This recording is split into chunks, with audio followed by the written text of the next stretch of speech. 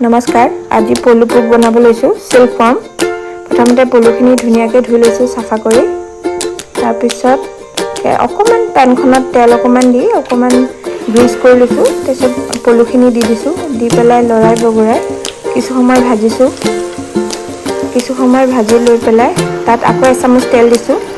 আকৌ কিছু সময় ভাজিছো দেখিব পলুখিনি অকমান টান হৈ উঠিছে অলপমান টান হোৱাৰ পিছত পলুখিনি দুভাগত ভাগ কৰি দিছো এনেকৈ আপোনালোকে গোটাকেও ৰাখিব পাৰে মই দুভাগত ভাগ কৰি দিছো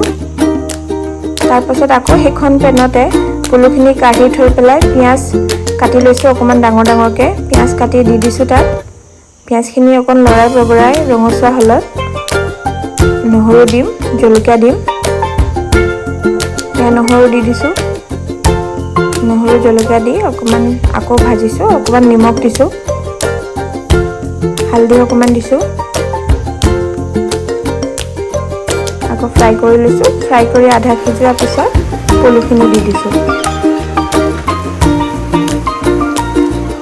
পলুখিনি দি ফ্ৰাই হৈছে আৰু তেনেকুৱাতে ধনিয়াখিনি দি দিছো এয়া হৈ গ'ল আমাৰ পলু ৰেচিপি ৰেডি